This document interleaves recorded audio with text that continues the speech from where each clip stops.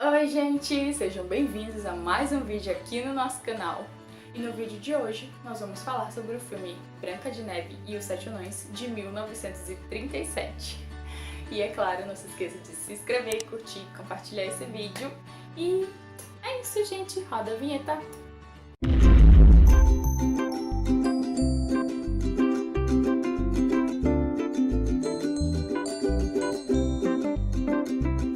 A tentativa de Walt Disney de mostrar que as animações não serviam apenas para curtas-metragens e vinhetas exibidas antes das atrações principais e que elas poderiam competir com filmes de verdade, como em palcos de grandes histórias, emoções reais e expressões artísticas. Isso foi chamado de a loucura de Disney. Embora possa parecer óbvio, naquela época, as ambições do animador foram consideradas uma extravagância. O cinema era uma arte considerada para adultos e quase não se viam filmes feitos exclusivamente para crianças. Branca de Neve e os Sete Anões foi o primeiro longa-metragem produzido em Hollywood e distribuído em todo o mundo. O mais extraordinário do filme não é o fato dele ser o primeiro longa-metragem animado dos estúdios Walt Disney, mas o fato de que ele seja, talvez, até hoje, o melhor de todos. Tudo que a plateia moderna associa à produção da Disney está presente e bem aplicado nele. Heroínas recatadas, heróis infalíveis, vilões aterrorizantes, visuais de tirar o fôlego, lições de morais, animais bonitinhos e antropomorfizados, narrativas de contos de fadas e canções ligeiramente irritantes. Talvez falte ao filme ambiguidade e personagens mais bem desenvolvidos, embora os anões fossem bem distintos fisicamente, não de caricaturas, mas sua popularidade duradoura prova o sucesso do empreendimento de Disney. O filme também apresenta algumas das mais belas e às vezes apavorantes imagens já apresentadas para as telas. A sequência de transformação da Rainha Má era capaz de causar pesadelos até mesmo em um adulto. Como todos os grandes filmes de conto de fadas, Branca de Neve e os Sete Anões evocam nossos medos mais primitivos. É isso mesmo. Como, por exemplo, o abandono dos pais, a traição, a solidão em um ambiente seguro, para então dissipá-lo com espirituosidade, charme, humor e um velho e bom final romântico hollywoodiano. Agora vamos falar de algumas cenas marcantes do filme. A primeira delas é quando Branca de Neve canta. A câmera é posicionada embaixo da água e ela canta para dentro do Poço dos Desejos, e sua voz ecoante cria ondulações na superfície da água.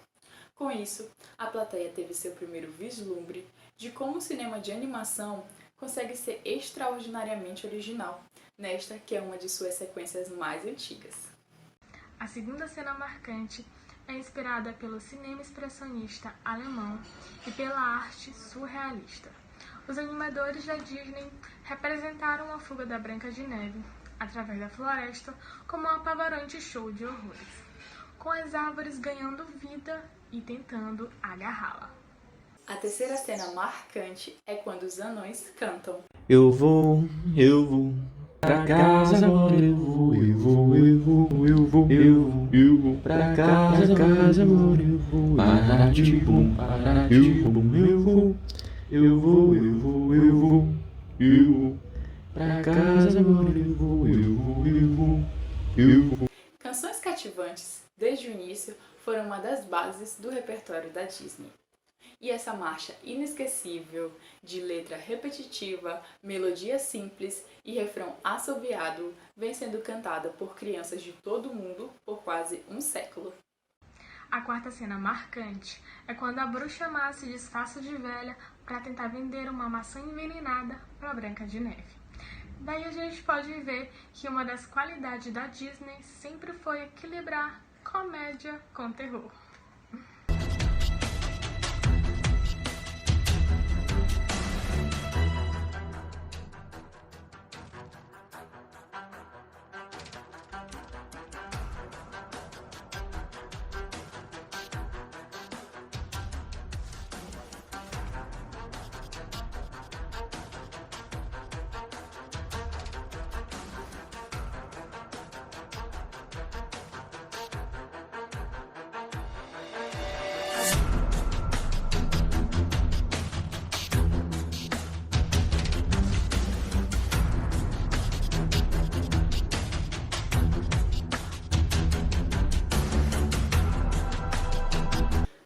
cena marcante é quando Branca de Neve é envenenada pela maçã.